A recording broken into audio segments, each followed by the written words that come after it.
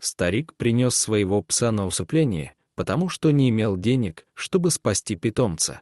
Увидев, как плачет человек и горюет собака, ветеринар принял единственно верное решение.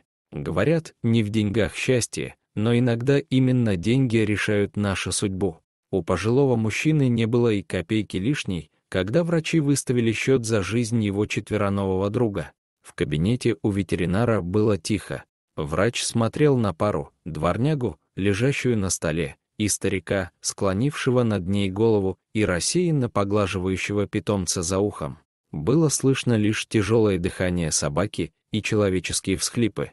Пожилой мужчина никак не хотел отпускать своего друга и плакал. Андрей Александрович, молодой ветеринар, часто сталкивался с подобными проявлениями человеческих чувств перед усыплением животных. И это нормально, ведь люди успевают привыкнуть к братьям нашим меньшим всей душой. Но чувствовал специалист, это был особый случай. Сейчас мужчина вспоминал, как впервые увидел эту пару на пороге своего кабинета. Это было 3 дня назад. Тихий старик принес свою 9-летнюю собаку Найду на срочный прием.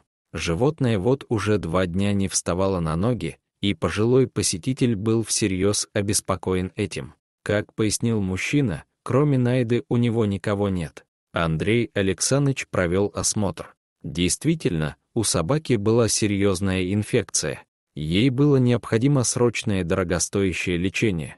В противном случае животное ждала мучительная гибель. Поэтому, сказал тогда сухо врач, если вы не собираетесь лечить собаку, гуманнее будет ее усыпить. Сейчас Андрею Александровичу легко представить, что почувствовал тогда мужчина, но в тот день молодому специалисту было невдомек. После таких слов врача старик дрожащими руками высыпал на стол мелочь с помятыми купюрами плата за услуги. Он бережно взял на руки свою собаку и ушел. А сегодня он снова появился на пороге ветеринарного кабинета. «Простите, доктор, я смог найти деньги только на усыпление», сказал пожилой клиент, опустив взгляд. И теперь, когда старик попросил еще 5 минут, чтобы проститься со своей подругой, Андрей Александрович смотрел на эту пару и не понимал, откуда в мире такая несправедливость. Очень часто люди, у которых просто миллионы денег, безжалостно относятся ко всему живому, а тут бедный старик и умирающая дворняга. И столько чувств. Ком подкатил к горлу молодого врача. Он подошел к старику и положил ему руку на плечо.